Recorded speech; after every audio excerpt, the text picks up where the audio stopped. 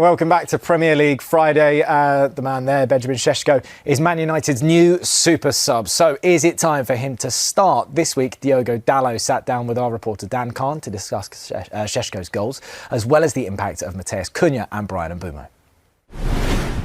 With the likes of Bryan Mbeumo, Benjamin Šeško, Matheus Cunha, feels like they're all thriving wearing that red shirt. What do you think has set them apart maybe from other players you've seen at your time at the club? Obviously, the first thing is always the quality. If they weren't quality players, they wouldn't sign for the club. But then, for you to be at Man United, for you to stay here for a long time, you need something else. And the biggest advantage, obviously, for Bryan and Cunha was they already knew the league. They already been playing England for a long time, so you could see straight away playing the game was a little bit easier for them.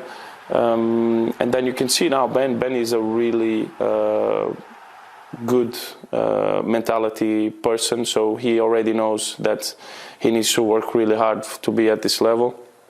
And you can see the differences, and you can feel when a player goes to the bench what type of profile he is. If he comes on 5 minutes, if he comes on 2 minutes, if he comes on 15, how does he react? Even if scoring goals the next game, he goes to the bench again, how do you react? And this is insights of big players, in my opinion. And he's still a young player, so he knows that he needs to work hard. He needs to work really hard. And I'm very happy that it's being like this, because we also need players that have that type of mentality.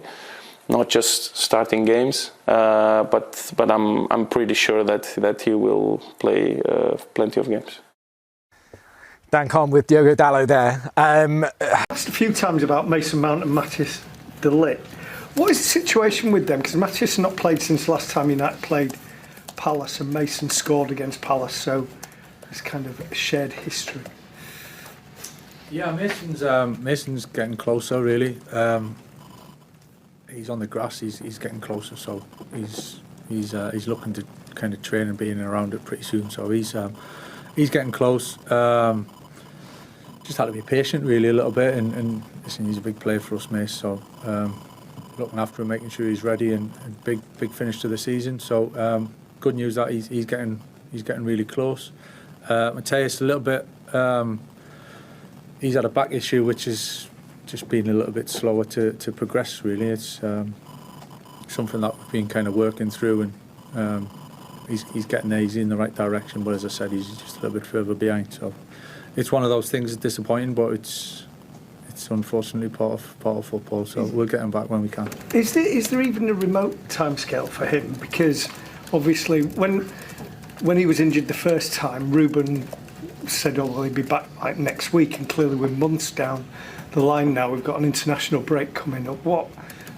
No, it's just the nature of the injury and the kind of issue in the back, that it's a difficult one to kind of pin down in some ways, and especially time wise. So he's definitely improving, so that's a good thing, and we're just working towards that, really. There's not much at this stage that I can give you any more, really.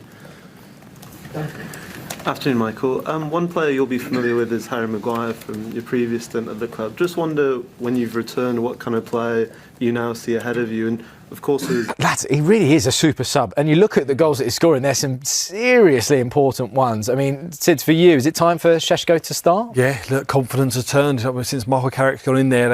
Everyone's got a spring in their step, but the goals that we see there, I mean, like, there's 6 in his last 7 as well. Yeah, really, really good. And you can see the turn as well. You can see him when he comes on. Yeah. He's like, I'm going to come on, I'm going to make an impact. I mean, this one here, he literally just look at the bottom of the screen, afterburners on. And what I love about this is he's still got a lot of time to that when that pass comes across, that's going to feel like an eternity to get to him. So he picks his spot. That could easily go 3-4 months ago over the bar or just wide. Now he's picking spots, he's hitting the target. It's really good to see. I was going to say, as a player, to actually score, I mean, on telly as a fan, you look at it and go, oh, it's just him and the goalkeeper, he hits it. But as you say there, it feels like an eternity. And does it change your view on his mentality, maybe, that he's picked his spot and he's gone with it? That's it, the confidence.